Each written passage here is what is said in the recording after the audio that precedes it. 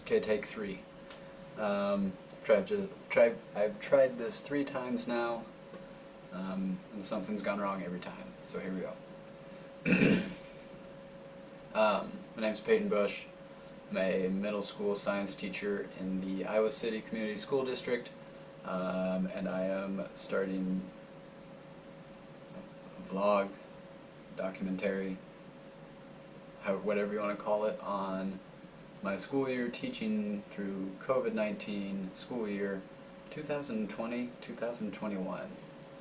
I got this idea late last night, or else I would have done a day 1 video, but I need to catch you up on some other things first.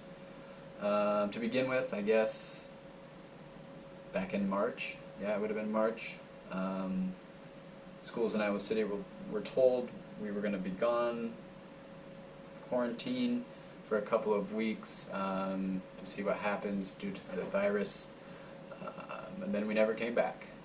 So we had, for junior high, we had optional online learning. Our numbers were very low, so there wasn't much gratitude or excitement in doing that, if we're going to be honest. So the governor then told school districts across Iowa to create a return-to-learn plan, and what that is, if you do not know, it's really the school district creates a committee. This committee then discusses the ways that the school or schools can return to school back now in August, September, and there are 3 different ways that could be done. It could be everybody's back in school, all in person. There's hybrid models where you have like A or B days, kind of like a block schedule, and then there were 100% virtual, 100% online option. So this committee made it for our district. They were due sometime in the middle of June, if I remember correctly, and so then come that time, our school board presented the options, we voted on them, and the district decided at that time to start the school year on August 24th, was the original start time, 100% online. The next day, or within the next couple of days, the governor then released a statement saying that for the days to count, students need to be at least 50% in the building for the day to count. So 50% of your students have to be in school for the day to count. If not, it will not count. So luckily enough, we did have our 3 options already created with schedules and everything else in between. The problem, however, was the time and money and effort put all into that just to be told what's going to be done, and then 2, understanding that the numbers in counties were still rising at that time, so that was very concerning to those that had spent their time putting this together. Fast forward to August, the numbers continue to rise, and so the school board then votes to push the start date of our school year back 2 weeks. So yesterday, August 31st, was the first day teachers had to report for the school year, and then we don't have students now until next week, and that is going to be, September 8th. So we pushed it back to see what was going to happen. We now have university students have moved back. Numbers everywhere have just been increasing the way it is, but when university students come back, the first weekend back here, there were a lot of people that were very upset and very angry because downtown, next to the college, there's a lot of bars. They're going to be out and about, and they were. And just as you would expect when people go congregate like that, the numbers did rise, and so right now, I think in Johnson County we've got to be close to 20% positivity rate, and so the governor did grant us 2 weeks of online school, and then we then have to go back to being in school. So she said that, the school board had to take another vote, they then approved that, so we are starting 2 weeks late, 100% online. And like I had mentioned yesterday, was our first day as teachers back to work, even though work is not stopped at all because of COVID. The first day yesterday was a lot of district-wide meetings. We had the option to go into the building. We could stay at home. There were Zoom meetings with the parameters put in place. I stayed at home because you can't really have more than one or two other people in the room with you, and you still have to be 6 feet apart, which is fine, but I just chose to stay home. They discussed all the work that they did over the summer, putting into the Return to Learn plan, all the schedules, kind of their thinking behind all of that. Shared with us now how the schedule is going to work, now knowing how school is going to start. A lot of people were nervous and anxious about that. I myself was. Yesterday afternoon then, just various meeting buildings, nothing too extensive.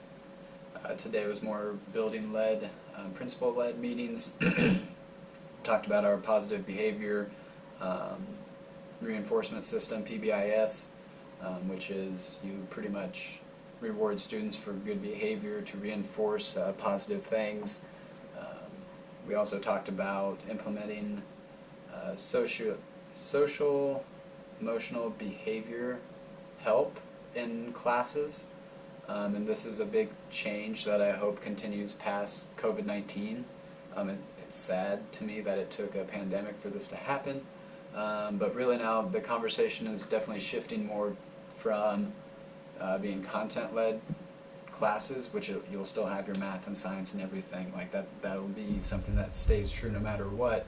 But we're being told now to open the conversation with students about feelings, understanding feelings, learning why they feel maybe the way that they feel, handling their feelings, controlling their feelings, and then being able to handle and discuss their feelings with others, and just being able to be more empathetic. I'm trying to teach that now even more so at a younger age. I mean, yes, it's junior high, but that's something when I went through junior high I don't necessarily quite remember a lot of emphasis on.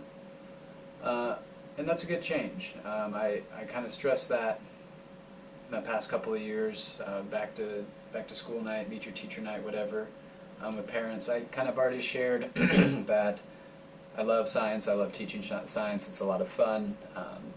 It really is a lot of fun. It's entertaining. But ultimately, a goal of mine, though, is to, it's not just for my students, it's also for myself, is to, how can you grow as a person, not just daily, weekly, monthly, I mean, but ultimately, like, really, how can you grow as a person? So it's nice to see that could be a possible change moving forward. We watched this interesting video during one of our meetings where a young lady was at a job interview and the boss was asking her questions, and she didn't know how to answer the interview questions. All she knew how to answer was A, B, and C. At one point she was asked a question and she started looking around. She was asked what she was doing. She said that she was looking for a partner to think, pair, and share because she wasn't sure of how to respond or what the response should be.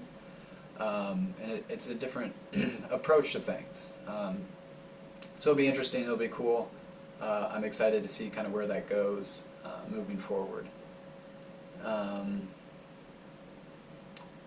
Tomorrow, September 2nd, the Iowa City School District, as well as I believe Des Moines and maybe another school district, they have a hearing where they are suing the governor of some sort. I'm not sure exactly all the legal language behind it or what's going on necessarily. That's all I know so far. The purpose for this, again, over the summer I bought a GoPro, started getting into making and trying to edit videos. Last night had a thought about documenting thoughts and feelings, things going on, I guess from my viewpoint through all of this. I'll try to record and upload as much as possible. It'll be easier said than done, I know, once we get started. But the best you can do is try, have good intentions. if you try to do good, good will come. So that's the hope. That's the plan. At least we can definitely hope. So again, stay safe.